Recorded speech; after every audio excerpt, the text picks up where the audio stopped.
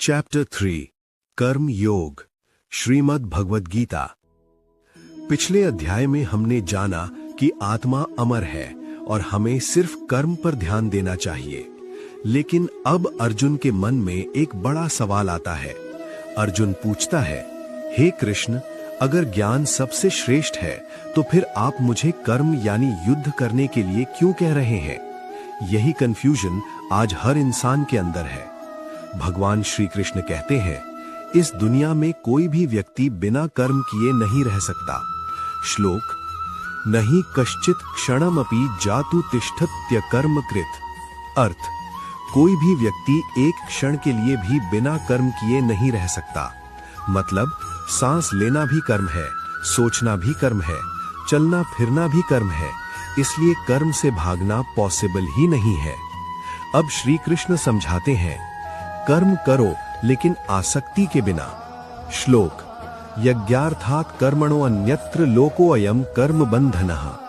अर्थ, अगर कर्म भगवान यानी यज्ञ के लिए नहीं किया गया तो वो कर्म बंधन बन जाता है।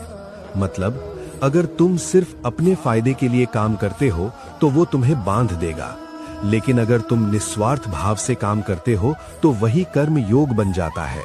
जैसे अगर तुम पढ़ाई सिर्फ पैसे के लिए कर रहे हो तो स्ट्रेस मिलेगा, लेकिन अगर सीखने के लिए कर रहे हो तो ग्रोथ मिलेगी। श्री कृष्ण कहते हैं, जो श्रेष्ठ व्यक्ति करता है बाकी लोग भी वही फॉलो करते हैं।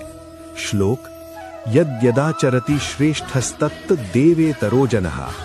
अर्थ, महान व्यक्ति जो करता है लोग उसी को फॉलो करते हैं। इसका मतलब तुम सिर्फ अपने लिए नहीं जी रहे, तुम अननोइंगली दूसरों को इन्फ्लुएंस कर रहे हो। ये अध्याय हमें सिखाता है, कर्म से भागना नहीं है, निस्वार्थ भाव से कर्म करना है और अपने काम से दूसरों को इंस्पायर करना है। अगर आपको ये ज्ञान पसंद आया तो अगले अध्याय में हम जानेंगे कि ज्ञान कर्म संन्यास योग, जहां श्री कृष्ण बताएंगे कि ज्ञान और कर्म का सही बैलेंस कैसे बनाया जाए और भगवान अवतार क्यों लेते हैं। तो जुड़े रहिए इस ज्ञान की